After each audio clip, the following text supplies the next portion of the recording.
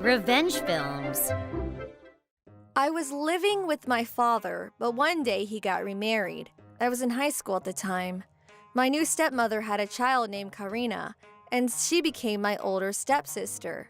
Of course, I was happy to see my father happy, and since my mother had passed away when I was young, I was genuinely excited to become a family. However, this was the start of my darkest days. Shortly after my father got remarried, he passed away in a freak car accident. I wasn't giving any time or space to mourn, as my stepmother and stepsister went straight into abusing me. Before my father was remarried, he had put my name on his life insurance policy in case anything were to happen. However, when he got married, the receiver had been changed to his spouse, my stepmother. My father's life insurance was about $200,000, and when my stepmother received the money, she and my stepsister used it for their own luxurious enjoyment. We started to get multiple deliveries to the house, and my stepsister was always eating out at fancy restaurants with her friends. They used to wear normal clothes, but they both started dressing in the newest brand name clothing. However, anytime I would ask for money for something that I needed, "There's no money for you. If you need money, then you go earn it yourself," is what my stepmother would say. I was in my final year of high school at the time, and I was studying extra hard in order to get into college. I wasn't able to buy anything needed for school though, so I had no choice but to get a part-time job. However, when I got my paycheck, my stepmother quickly snatched it away.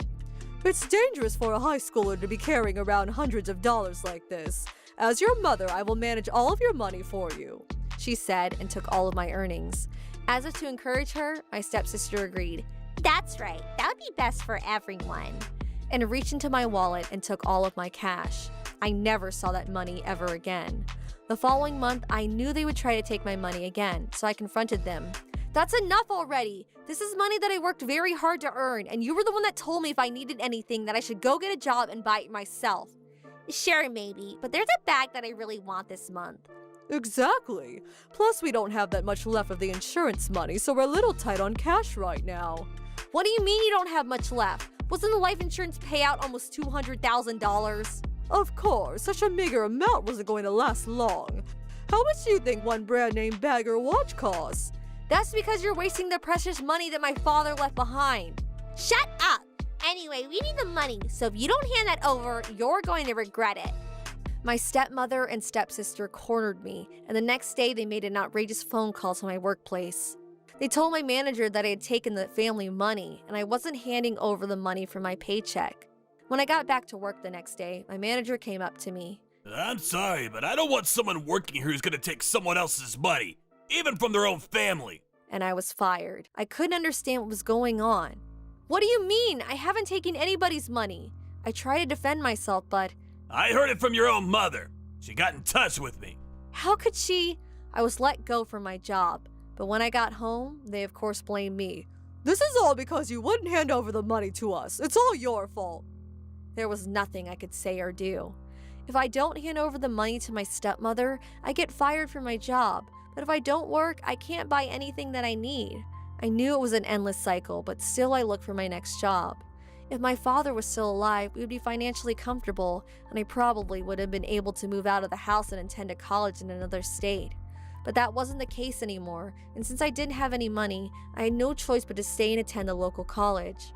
In between my studies and my classes, I somehow found a way to work a part-time job. And despite my stepmother and stepsister taking some of my money every month, I managed to save up enough for the college entry fees. Luckily, I had very good grades, so it was easy for me to take out a student loan. At the same time as starting college, I left the home and moved into the cheapest apartment that I could find.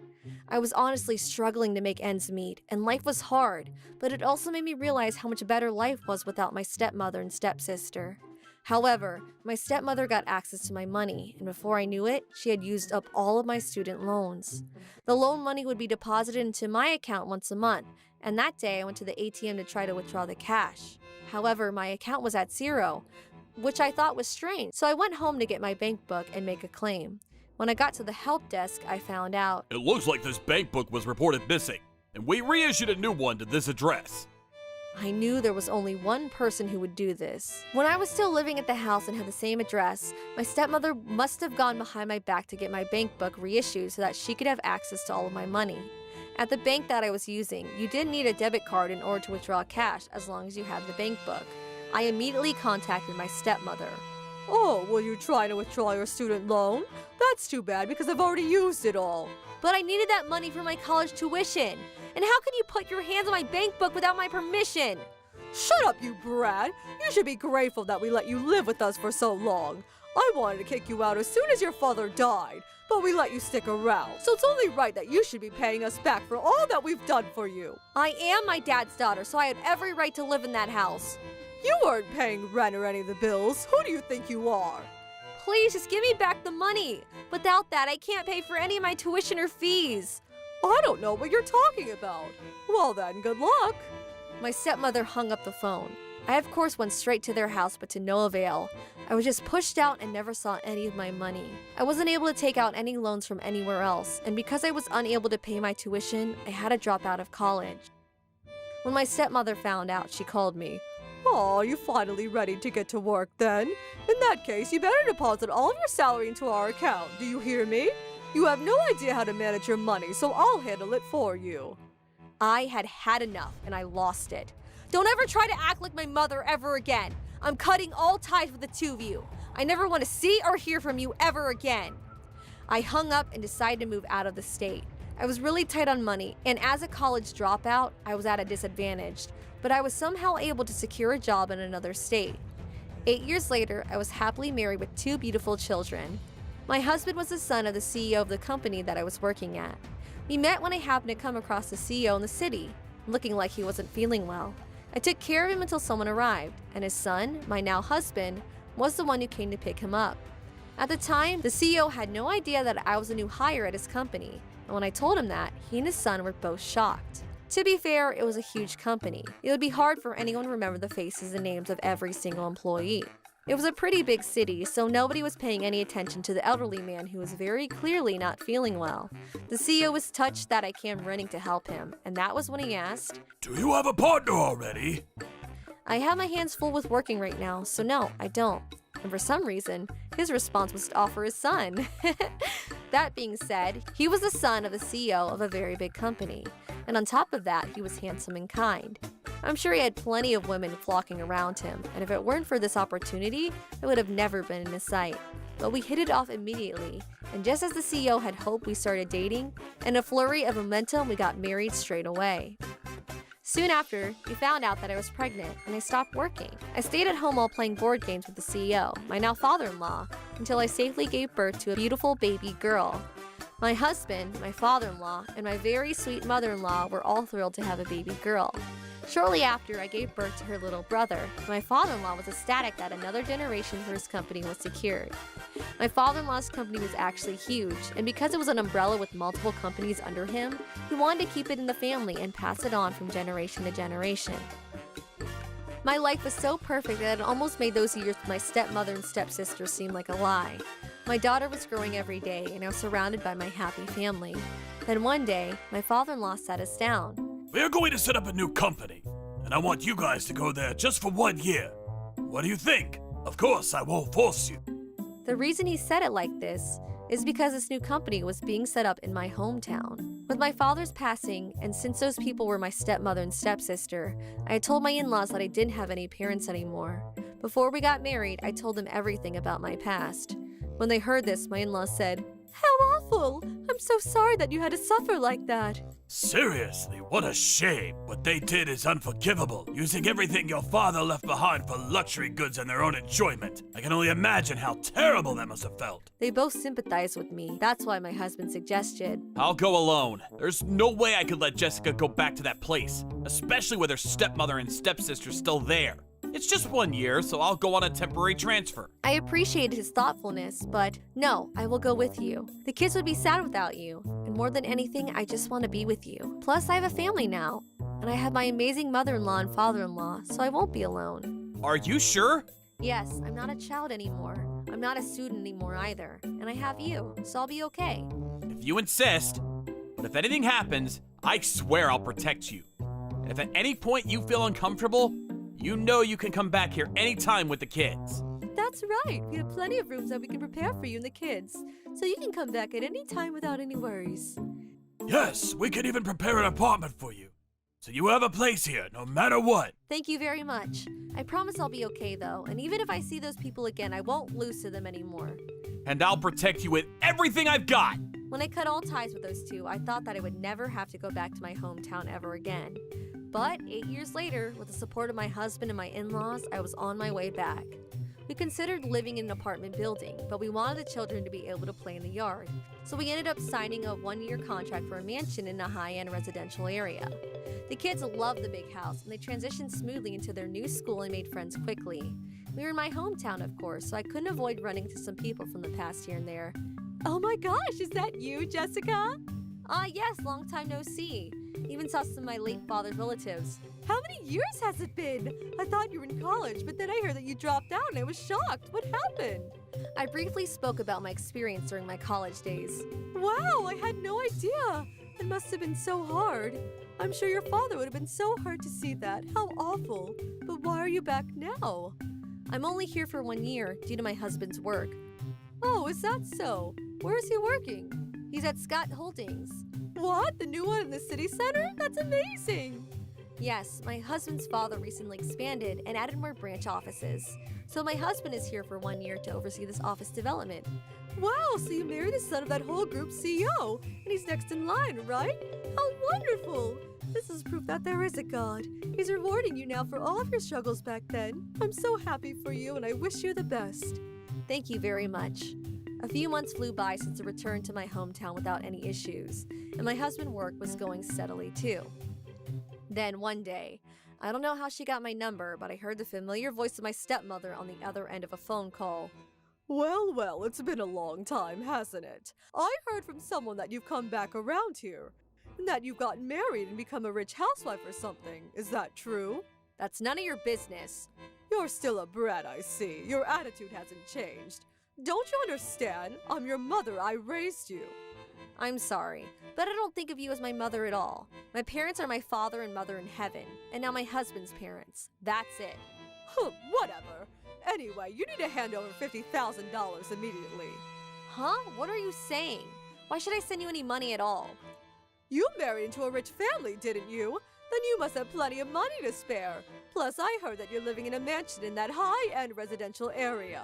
Where's your gratitude for the people who housed you back then? I cut off all ties with you and your daughter when you used up all of my student loan money. You're not my family. You're not anything to me.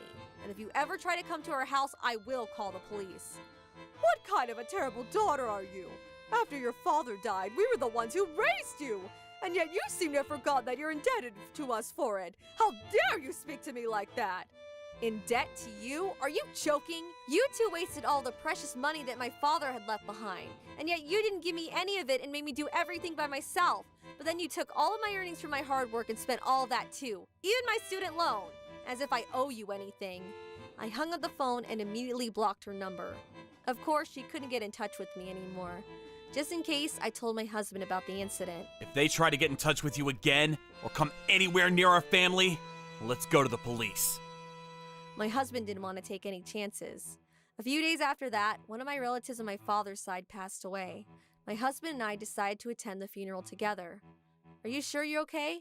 Kevin has gone to his friend's house. Are you going to be okay alone here? Mom, come on. How old do you think I am? I know, but I'm still worried. Look, what could be so dangerous in the middle of the day like this? Plus, you're going to be back before the evening, right? I've stayed home alone so many times already. Now you guys should get going. You're going to be late. Jane pushed us out the door, and my husband and I headed towards my relative's funeral. At the funeral home, various relatives came to talk to me. I'm sorry you had to go through that. I received a lot of sympathy from them as I got to reconnect with my dad's family. Are you okay? This is all my father's family, but there are a lot of people I don't know here either. I'm sorry. Of course, I'm completely fine. If anything, are you okay? You must be exhausted. I am a little bit, but I'm okay.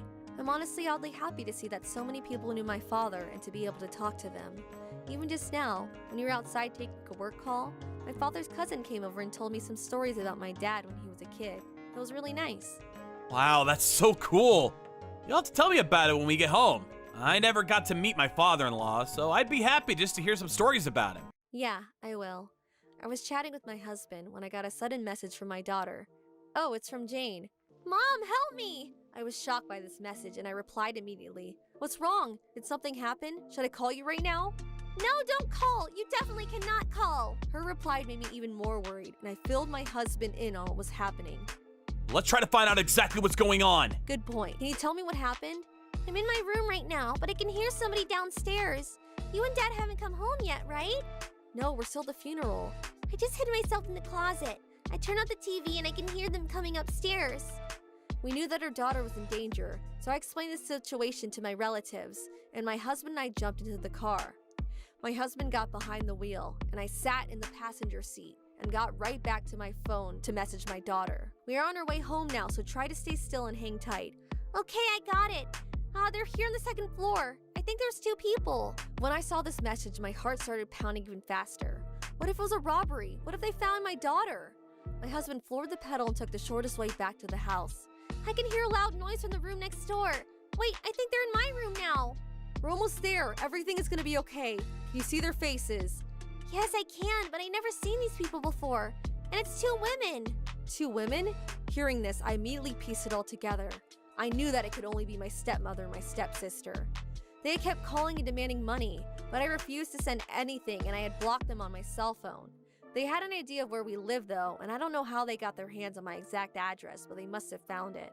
All these thoughts were racing through my head as my husband and I arrived at home and raced into the house. By the time we got there, the 2 of them were gone. Jane, are you here? We're home! We yelled into the house as soon as we got in the front door, and my daughter came running down the stairs and grabbed onto us sobbing.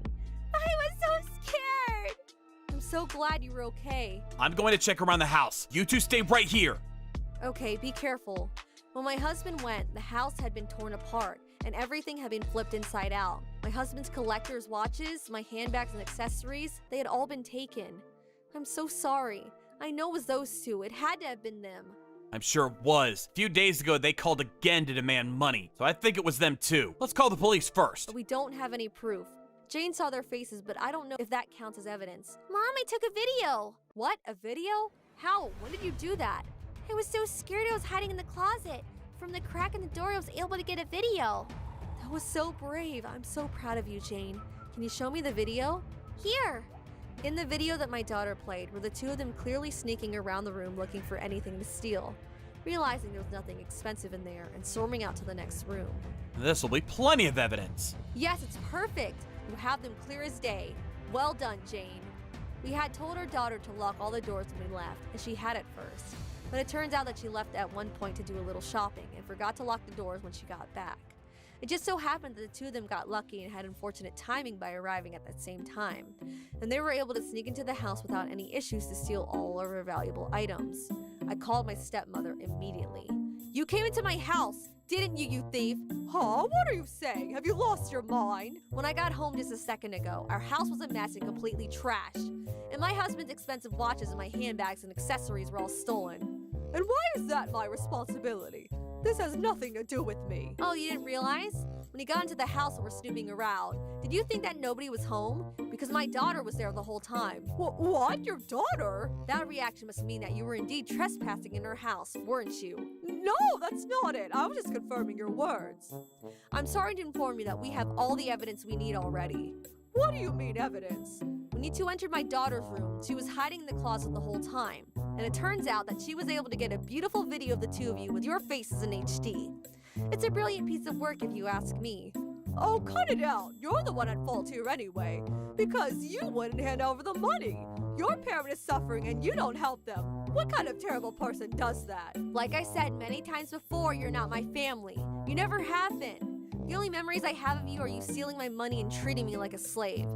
Anyway, I'm sure you know this already, but we'll be taking this evidence straight to the police now. Wait a second, you're joking, right? You're gonna sell your own family out to the police? Obviously, we would go to the police, and you're not my family anyway. Okay, fine. We'll give back everything we took, okay? Then there's no problem, right? As if that solves anything. Our house is a disaster, and I'll be sure to have you pay for everything you've done. My stepmother was shouting on the other end of the phone, but I ignored it and hung up so that I could ring the police. When the policemen arrived, we showed them the video that my daughter took, showed them the mess around the house, and told them everything about what had happened up until now and in the past. My stepmother and stepsister were arrested in an instance. It was no surprise that the two had used up all of my father's insurance money years ago, but they weren't able to let go of their luxurious lifestyle. They had taken out so many loans that they were neck deep in debt. They had borrowed money from so many banks that they had run out of places that would lend them anything. And that was when they found out that I returned to my hometown. And on top of that, they found out that my partner was wealthy. That's why the two of them thought they could treat me the same way they used to be by bullying me into giving them money. And they thought they could use my husband.